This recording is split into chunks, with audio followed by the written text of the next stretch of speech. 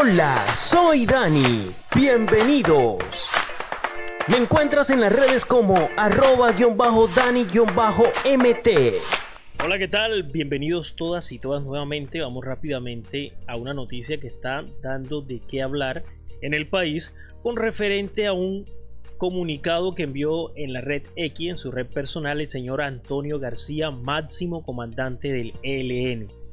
Dice así la revista Semana: política. Antonio García, máximo comandante del ELN, desenmascaró a Petro, lo acusó de haber pedido y recibido dineros de esa guerrilla. Ojo con esto, ojo con este titular, porque como sabemos, la mayoría de personas acomplejadas se quedan con el titular. ¿Cuándo pasó? ¿Qué sucedió? ¿Cuál es el contexto real de esto? Pues vamos a verlo el día de hoy. Este es el señor Antonio García. Aquí primero le habla a Oti. ¿Quién es Oti? Pues Oti es Oti Patiño, que fue un miembro del M19 y hoy es el jefe negociador de la paz con el ELN, jefe negociador con quien hoy están interlocutando justamente desde el proceso de paz con el gobierno de Gustavo Petro. Entonces, ¿qué le dice él a Oti? Ahora a Oti se le dio por hablar de las retenciones económicas que volverán a realizar el ELN. Cuando habla de retenciones económicas se está refiriendo a secuestros extorsivos, sino que ellos son maestros en cambiar las palabritas y colocarlas suaves y bonitas. Criminales extorsionando y secuestrando personas. Pero se le olvida las que el M19 hacía. Les recuerdo que en la retención de Camila Michelse, capturada en 1985, ya habían iniciado negociaciones. Pero como andaban sin dinero, hasta le socializaron al ELN un préstamo millonario para culminar la negociación. Préstamos que jamás pagaron. ¡Qué mala paga! El señor les está cobrando desde 1900, se hacen por ahí 36 años. Más o menos les está cobrando hoy. Bueno, hay que pagar, hay que pagar. El hecho es el siguiente, que el señor Oti, y también la cogió con el señor Petro, vamos a coger por acá. Bueno, seguida mi amiga Cabal, vamos primero con Petro. Él la coge con Petro también y le dice: hablando de economías ilegales, de las que les gusta hablar a Gustavo Petro, recuerdo que en la mitad de la década de los 80, no había nacido yo ni la mayoría de ustedes, siendo apenas él un dirigente regional del M19 en Santander, nos solicitó que lo lleváramos en unos impuestos. Cuando habla de impuestos es extorsión, que el ELN estaba cobrándole al transporte. Efectivamente lo llevamos y le entregamos un billete de un impuesto cobrado. Él y su tropa se gastaron ese billete en trago y fanchachelas, no en la lucha. Desde luego que los siguientes meses tuvimos que cortar esa contribución a las farras.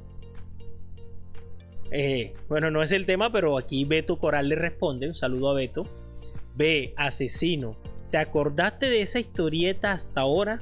¿O estás ardido porque el presidente Petro no se está dejando de ustedes? Tienen una oportunidad única y valiosa para la paz, pero estos criminales quieren seguir traqueteando, aman terminar en bolsas negras. ¿Por qué Beto dice eso? Pues vamos entonces un poquito de historia para conocer cuál ha sido el contexto de este grupo criminal y por qué justamente se ha encargado de bailarle el indio a todo el mundo. El ELN regreso al secuestro extorsivo. Bueno, ¿por qué sucede este cruce de trinos y todo esto y toda esta revolución? Porque ellos anuncian que vuelven al secuestro con fines extorsivos, que era lo que le estamos hablando y lo que a Oti le está repudiando. La guerrilla le había anunciado el cese de las retenciones como un logro en el proceso de paz, señalando al gobierno de Petro de mostrar poca voluntad. Como no tienen voluntad, vamos a volver a secuestrar gente. De avanzar con la creación de un fondo de donantes para garantizar una financiación alternativa. Pero el gobierno de Petro le responde muy claramente a estas personas. Le dice: ellos, justamente el título es el anuncio de la guerrilla del ELN de que vuelve a secuestrar prueba de fuego para el proceso de paz con el gobierno de Petro. Y lo que ellos dicen es lo que acabamos de leer ahora. Este lunes ese compromiso se rompió. ¿Por qué? Entre comillas acá dice: el argumento del ELN es que el gobierno se comprometió a construir un fondo multidonante para financiar a ese grupo una vez que cesaran las retenciones ilegales. Es decir, si nosotros dejamos de secuestrar, ustedes van a buscar un fondo multidonante, tanto donantes nacionales como internacionales, para que esa plática que nosotros no estamos recibiendo del secuestro extorsivo, ustedes nos las hagan llegar para nosotros mantenernos. Así de iluso. El gobierno le responde. El gobierno inmediatamente respondió bajo su delegada, que es Vera Grave. Le dijo: la delegación aseguró en un comunicado que el fondo multidonante está diseñado para financiar las actividades de paz entre ambas partes y que de ninguna manera se creó como contraprestación a la suspensión del secuestro o la interrupción de otra acción específica incluida en el cese al fuego. Ellos soñaban con que el gobierno de Petro les iba a dar plata para que dejaran de delinquir. Esto no es nuevo. Por allá el señor Uribe en algún momento lo hizo o lo quiso proponer, pero creo que ellos no aceptaron. Acá el señor Uribe les dice, esto es en Infobae, dice: el propósito expuesto en las negociaciones de Cuba, esto es de 2004 si mal no estoy, bueno, esto es de 2003, pero fue el suceso de 2006. Acá está una propuesta que Álvaro Uribe le hace a la guerrilla del ELN en el 2006.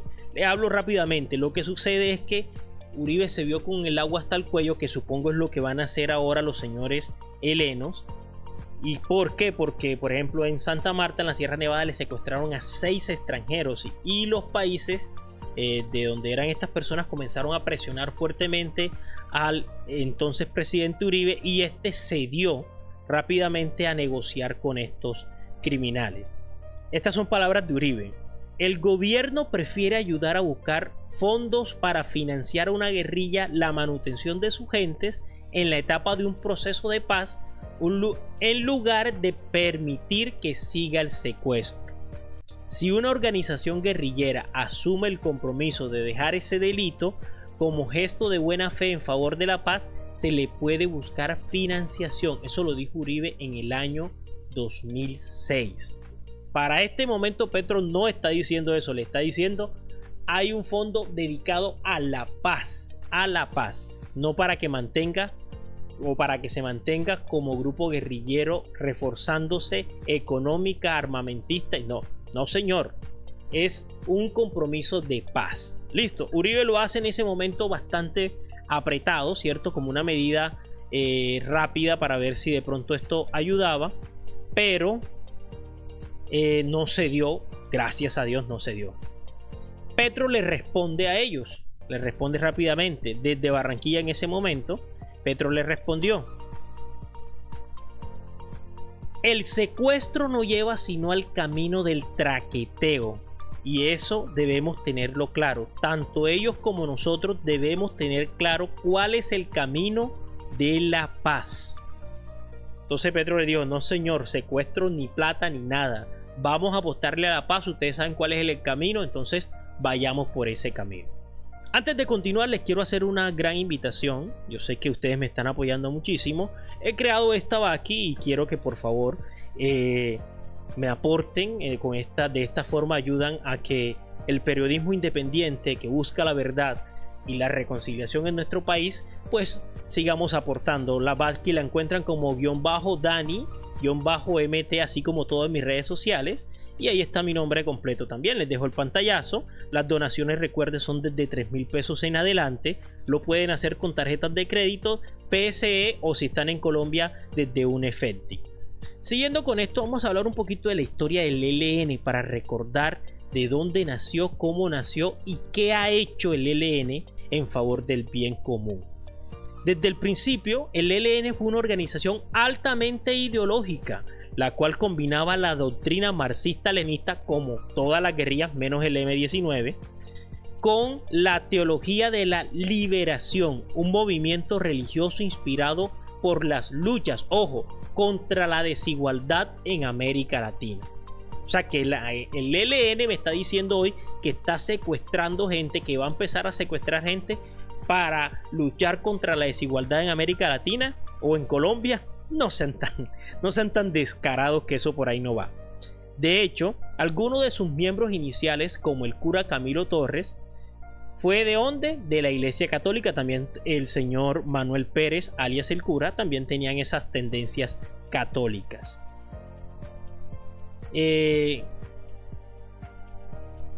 Vamos a hablar un poquito sobre el intento de negociación de este grupo. Ya habíamos hablado de Uribe, ¿cierto? Uribe lo inició justamente por esa presión de varios atentados y de varios secuestros a personas internacionales, a extranjeros, y no llegó a nada. Fueron prácticamente 4 o 5 años mamándole gallo a eso. Eso paró. El primer gobierno de Santos no hay negociación con ellos. Para el segundo gobierno de Santos se retoman estas negociaciones por 4 años. Y durante estos 4 años no pasa absolutamente nada. Le jugaron, le bailaron el indio a Santos y no pasó absolutamente nada. ¿Qué pasó? Que cuando se acaba el gobierno de Santos, estas negociaciones las sigue tomando el gobierno de Duque. Pero se rompen estas negociaciones cuando estos señores deciden hacer un atentado. Le hacen un atentado a la escuela de cadetes, se me había perdido, perdón. A la escuela de cadetes General Santander le hacen un atentado donde asesinan a 22 jóvenes estudiantes cadetes. En ese momento el gobierno de Iván Duque suspende. Eso fue para 2019. Ya estos señores llevaban 6 años mamando gallo donde nunca se pudo dar un acuerdo. Mire el titular termina negociación del ELN con gobierno Santos sin cese al juego. Nunca hubo un acuerdo con Santos. Simplemente se acabó, llegó el gobierno de Duque, no se pudo porque los señores llevaban 7 años, 8 años negociando por ahí y terminaron las negociaciones de la manera más linda para ellos, asesinando a gente inocente. Entonces, ¿cuál es la voluntad? Mientras estaban sentados en Cuba, asesinaban a jóvenes inocentes en Colombia. Vamos a hablar un poquito de algo que sucedió cuando Petro llegó al poder. Aquí está para CNN en español.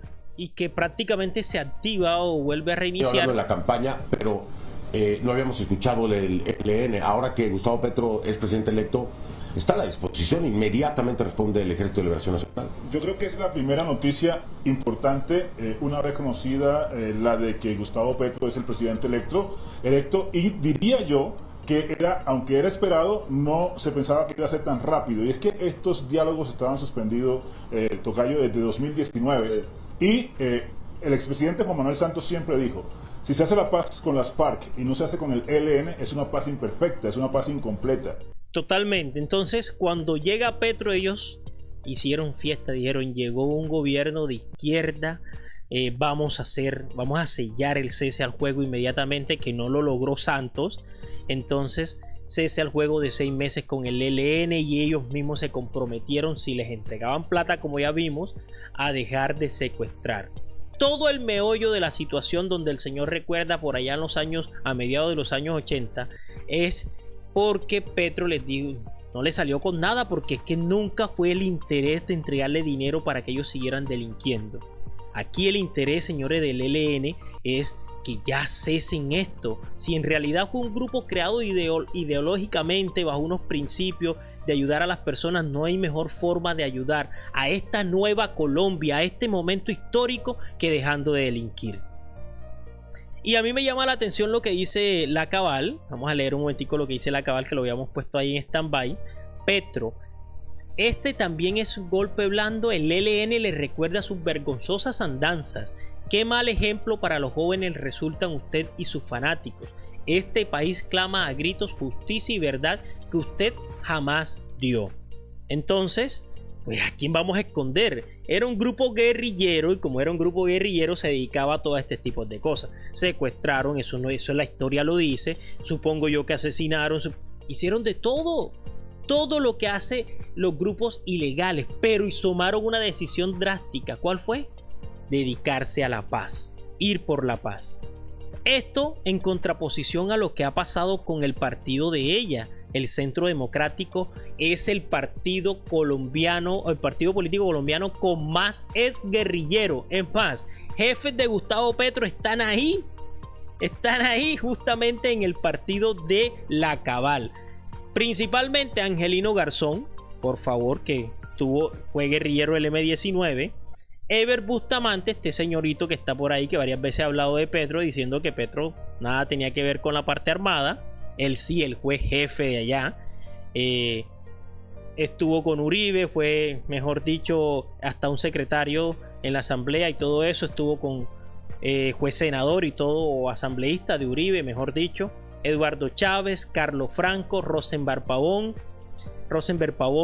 Darío Mejía, Carlos Lucio, y la lista esta son 9 en total, guerrilleros, exguerrilleros. El mayor grupo político que tiene guerrillero es el Centro Democrático. Hay un doble rasero ahí, justamente, donde buscan que Petro se vea mal como es guerrillero, mientras ellos reciben a todos los exguerrilleros y hasta que fueron jefe y comandantes de Gustavo Petro cuando él era un muchacho. La pelea continúa, mi gente, y aquí está desmintiendo el titular de Revista Semana. Eso pasó en los años, mediados de los años 80, justamente cuando Gustavo Petro se dedicaba a la ilegalidad con un grupo guerrillero que históricamente, cierto, por el momento histórico, y lo decía en el poema, tocaba.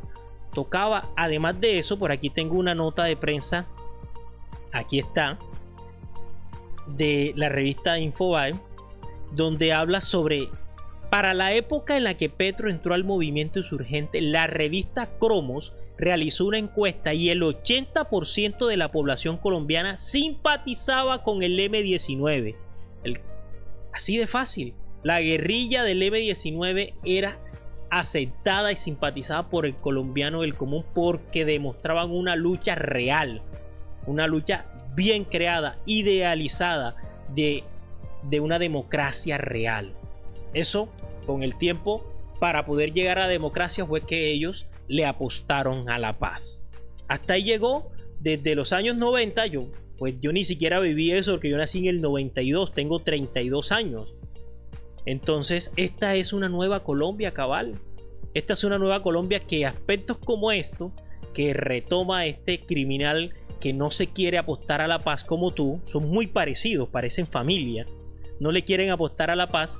Entonces esta es una nueva Colombia que sí quiere paz, sí quiere reconciliación y que se cansó de estar mirando para atrás, al pasado, sobre todo un pasado que le beneficia a X o Y persona dependiendo del discurso. Eso ha sido todo por hoy. Espero vernos más adelante en un nuevo videíto. Les pido por favor de que me sigan en mis redes sociales, se suscriban a mi canal, además de eso activen la campanita para que les llegue todo. Chao, chao.